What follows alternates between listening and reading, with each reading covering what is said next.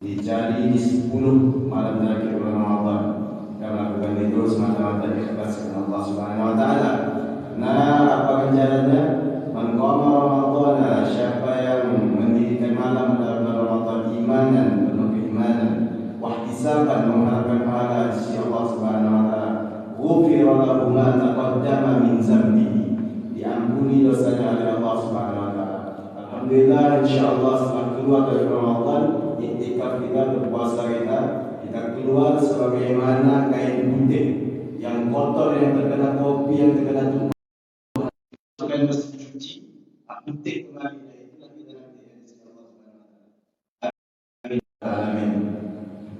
Menjelang sahur pada kajian iktikaf kita hari ini, kita akan membahas suatu hadis, mana hadis ini diriwayatkan oleh Imam Tirmidzi. Nama sahabat meriwayatkannya adalah Abu Hurairah. Ini sering kita dengar nama Abu Hurairah. Siapa Abu Hurairah? Abu Hurairah. Nama asli beliau Abdurrahman As-Saqqar Ad-Dawsi. Masuk Islam tahun 7 Hijriah.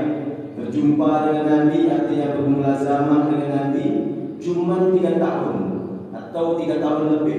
Tapi ngapa dia yang paling banyak meriwayatkan hadis? Pokoknya kalau kita baca hadis pasti banyak dapat jumpa dari Abu Hurairah.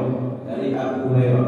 Padahal secara kalau dipikir banyak sahabat yang dari Makkah sampai ke Madinah, Abu Bakar As-Siddiq berjumpa dengan Nabi, sering mengawalkan Nabi, tapi tak sebanyak Abu Hurairah. Apakah para orientalis, orang kafir yang ingin menyerang Islam, katanya hadis itu tak asli, hadis itu tak sekuat seperti orang Islam katakan, maka ditolak. Maka kita tolak pendapat orang kafir tersebut. Abu Hurairah memang tidak tahu dia bermulazamah kepada Nabi, tapi dia selalu mengikut kajian Nabi di mana-mana. Jadi sahabat Nabi itu beragam-ragam. Ada yang sibuk dengan pertaniannya, ada yang sibuk dengan berdagang, itu kaum Ansar, orang-orang Madinah. Ada sahabat Nabi itu yang sibuk di medan perang saja, Khalid bin Walid, Usamah bin Zaid. Maka mereka tak sebanyak hadis, mereka hadis. Artinya berinteraksi dengan Nabi tak sebanyak Abu Hurairah. Karena Abu Hurairah ini sahabat yang miskin. Dia itu disebut dengan Abu Hurairah, bapak kucing, karena dia selalu memelihara kucing di baju-bajunya. Beliau itu tidur di emperan Masjid Nabawi. Nah, itulah yang membuat dia banyak meriwayatkan hadis dari Nabi sallallahu alaihi wasallam. Dan dia ini orang yang rajin. Maka Nabi pernah memuji dalam suatu hadis. Nabi mengatakan, "Man as'alun nas bi syafaati yaumil qiyamah." Siapa orang yang paling bahagia yang mendapat syafaatku di yaumul qiyamah? Nabi ngetes sahabat. Nah, jadi Nabi itu ketika kajian itu dia tak langsung mulut, ada interaksi tanya jawab. Lalu Abu Hurairah tak dengar menjawab. Man as'alun nas bi syafa'atika yaumul qiyamah ya Rasulullah? Siapa yang mendapatkan orang yang syafaatmu, yang berbahagia di hari kiamat wahai Rasulullah? Maka kata Nabi, laqad zanantu ya Abu Hurairah, telah aku sangka ya Abu Hurairah, Allah yas'alani an hadzal hadis illa awal minka, kecuali engkau yang nanya awal. Artinya di antara sahabat-sahabat yang lain cuma engkau yang semangat dalam menuntut ilmu. Nah, itu salah satunya kata ulama. Abu Hurairah itu banyak meriwayatkan hadis karena dia rajin, dia selalu interaksi kepada Nabi sallallahu alaihi wasallam. Hadisnya sekitar 7.000 lebih dia meriwayatkan dari Nabi sallallahu alaihi wasallam, mengalahkan Sayyidatuna Aisyah radhiyallahu anha yang sehari-harinya bersama Nabi. Itu Abu Hurairah. Ini Abu Hurairah ini kalau ditengok-tengok dia ahli sufi. Memang ahli sufi dia, ahli sufah, karena dia selalu hidupnya jauh dari kemewahan, tidak jauh dari kemewahan. Artinya hidupnya sederhana. Beliau menjauhkan yang namanya kemewahan. Itulah berkah beliau tersebut. Hadirin dimuliakan oleh Allah Subhanahu wa taala, termasuk hadis ini Abu Hurairah yang paling semangat. Kata Nabi sallallahu alaihi wasallam, "May ya'khudhu anni haula'il kalimat." Siapa yang mau mengambil dari beberapa nasihat atau beberapa kalimat? Di situ Abu Hurairah tak lengah. Ana ya Rasulullah. Langsung dia mengangkat tangan. Saya aja Rasulullah. Kata Abu Hurairah. Saking rajinnya Abu Hurairah ini. Lalu Nabi memegang tangan Abu Hurairah. Maka fayakhudhu biyadihi. Nabi pegang tangan Abu Hurairah. Fa'ada khamsan. Memberikan 5 nasihat kepada Abu Hurairah. Apa nasihat tersebut? Nabi SAW yang pertama, ittaqil ma'arim takun a'badan nas. Jauhi perkara yang haram, maka engkau akan menjadi hamba Allah yang paling mulia. Jadi dimuliakan oleh Allah Subhanahu wa taala. Di bulan Ramadan ini, jangankan yang haram, makan minum itu suatu yang halal, ditahan, tak boleh. Apalagi sesuatu yang haram. Karena yang haram ini bahaya. Makan dengan duit haram, banyak kita makan dengan duit haram, itu doa bisa ditolak. Mengapa kita sering berdoa dengan imam pada Rabbana hab lana minas sholihin? Ya Allah, kasih kami keturunan yang soleh. Tapi anak kita masih kecil, masih diuji oleh Allah Subhanahu wa taala. Anak kita belum baik-baik. Sering kita berdoa Rabbana hab lana min azwajina wa dzurriyyatina qurrata a'yun. Ya Allah, kasih aku istri, ya Allah, istri anak keturunan, ya Allah, baik, qurrata a'yun, penyejuk di mata. Tapi mengapa ketika tengok istri itu di rumah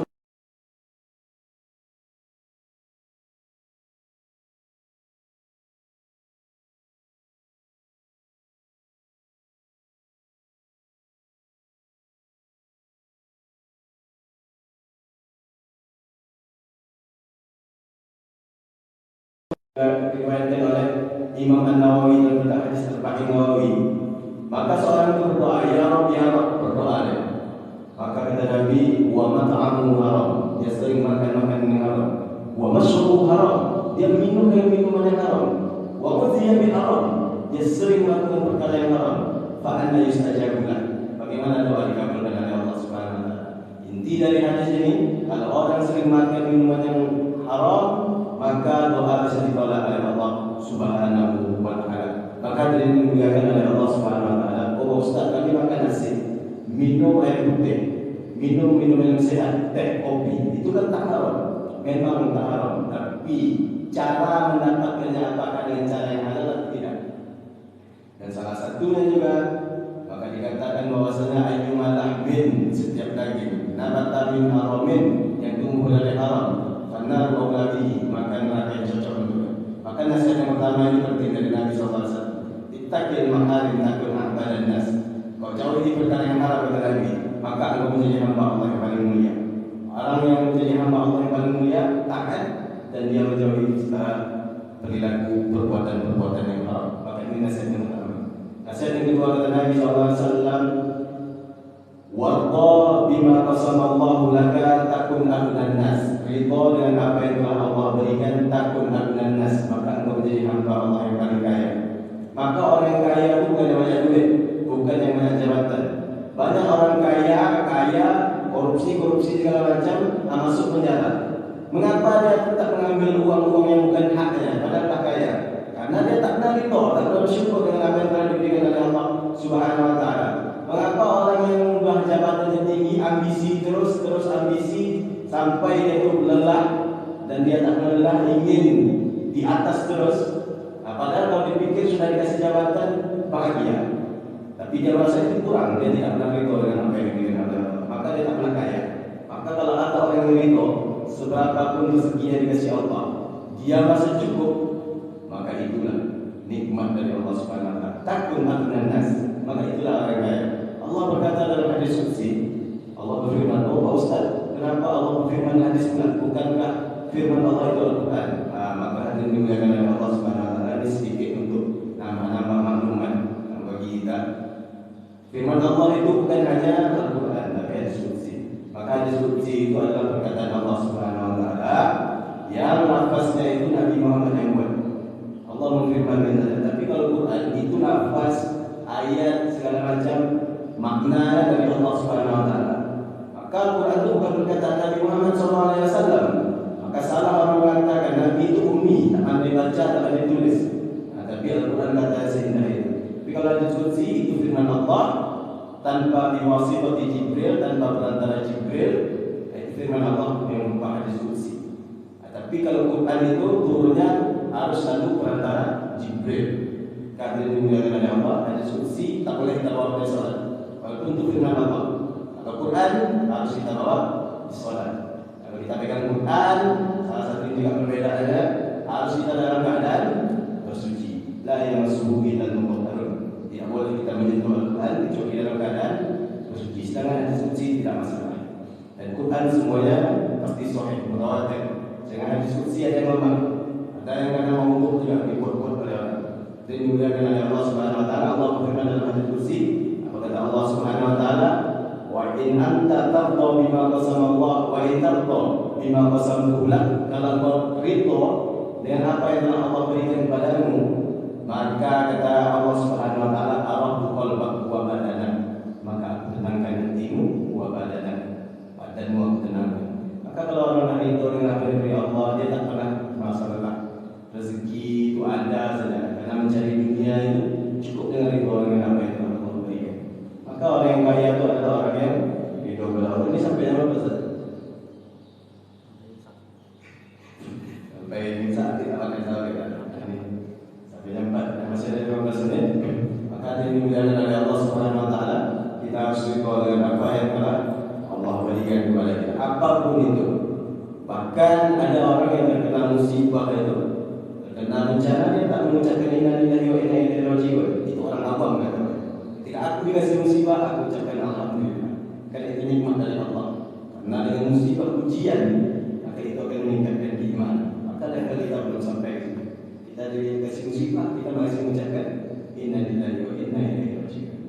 Tapi kalau orang tingkat tinggi dia, sufi dia, ahli tasawuf, atau dia tak memikirkan dunia ini, dikasih Allah musibah, alhamdulillah, karena itu meningkatkan iman. Semoga kita bisa sampai ke level yang seperti itu dengan bertahap-tahap kita berada, dengan kita itu ridho dengan apa yang telah diberikan oleh Allah SWT. Yang ketiga ini yang paling penting, karena ini sering kita abaikan, yang sering kita lalai luput dari dia.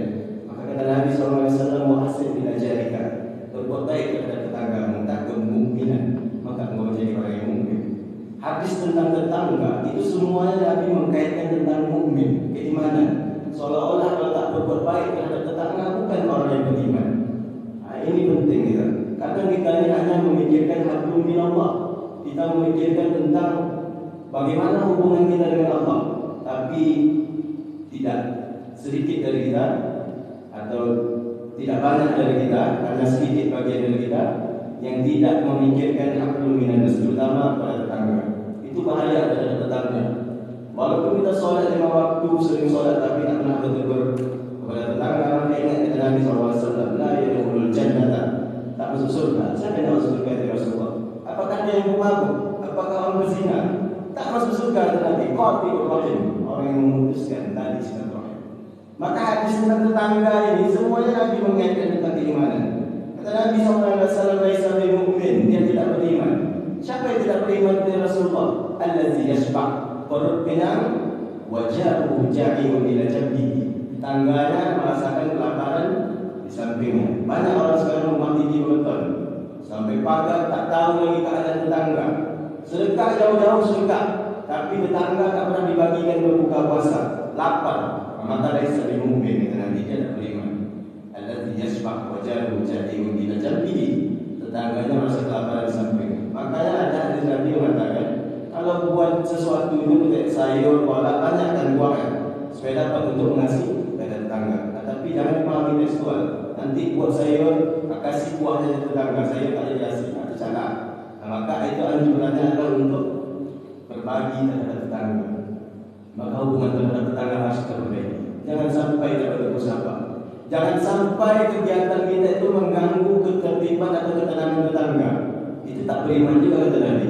Nabi mengatakan wallahi la yu'min, wallahi la yu'min, wallahi la yu'min. Demi Allah dia tidak beriman, demi Allah tidak beriman. Siapa ya Rasulullah yang tidak beriman itu? Wa allazi la ya'man jaruhu bawa'iqa, orang yang tak pernah membuat rasa aman terhadap tetangganya, dia selalu mengganggu tetangga. Maka ini dimuliakan oleh Allah Subhanahu wa taala, perlu menjaga hubungan baik kita terhadap tetangga kita. Ini paling penting. Karena hadis tetangga itu sering dengan iman, keimanan. Seolah-olah kalau kita berbuat buruk terhadap tetangga, maka kita tak beriman. Jadi dimuliakan oleh Allah, inilah pentingnya Islam. Karena Islam itu tak memikirkan kepada Allah saja, ada hubungan masyarakat di situ.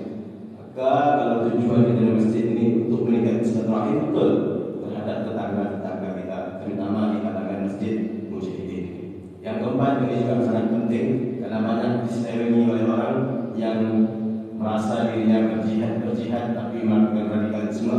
Dan Nabi SAW yang keempat di nasihatnya, wa ahibba linnas, bercinta terhadap manusia, ma yuhibbu li nafsika, lebih cinta terhadap dirimu sendiri. Takun musliman, maka engkau akan menjadi orang muslim.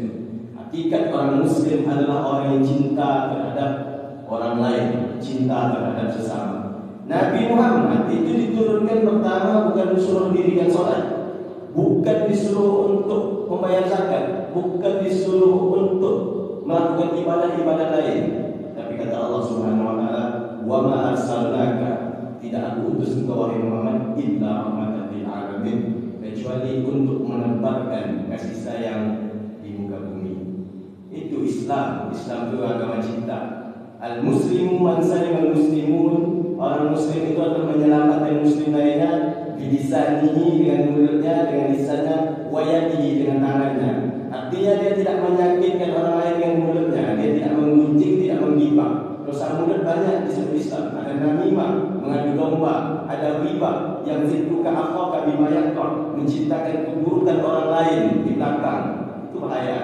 Islam mengajarkan seperti itu. Wa yadihi, dengan tangannya, mentang-mentang punya kekuatan kekuasaan, dengan tangannya dia menghampir orang atau menindas yang lemah, maka itu bukan muslim. Karena kata Nabi, al-muslim man salima al-muslim bilisanihi wa yadihi. Dan orang muslim tidak pernah mengajarkan kekerasan, bahkan terhadap non-muslim sekalipun. Maka ada hadis namanya tasalsul awaliyah. Ini kalau kita jumpa dalam ilmu hadis, jumpa orang yang banyak sanadnya, dan di sana sampai ke Nabi. Itu kalau kita pernah jumpa, ada misalnya ada diundang Ustaz di hadis, minta sanad, kasih sanad hadis tasalsul. Apa hadis tasalsulnya? Hadis tasalsul awaliyah. Ar-rahimu yarhamukumur rahman, irhamu man fil ardi. Sayangi penduduk bumi, yarhamukum man fis sama, maka penduduk langit akan menyayangimu. Nah ini sering nih kalau jumpa kita dari syekh-syekh dari Arab, maka usahakan minta hadis tasalsul. Lumayan. Hadis tasalsul itu bagaimana keadaan Nabi kemudian pada sahabatnya diturunkan sampai ke kita. Pernah tuh datang Habib Umar ingin mengatakan hadis tasalsul dengan menjalankan tangan. Jadi setiap orang yang hadisnya harus bersalaman. Nah, karena Nabi pernah mengadakan seperti itu. Namanya tasalsul musafah. Nah itu nanti kalau misal diundang orang Arab, kalau dia punya sanad hadis, minta saja tasalsul bil awaliyah atau tasalsul ar-rahmah, tasalsul kasih sayang. Nah itu lumayan kita dapat sanad kita sampai ke Nabi SAW. Ada yang dimuliakan oleh Allah Subhanahu wa taala, maka Islam itu bukan agama radikal, maka kita menepis segala macam bentuk terorisme yang ingin mengatasnamakan Islam, menghukum sana sini. Maka Islam jauh daripada itu. Mungkin itu juga pesan dari Syekhul Mutawalli Syarawi.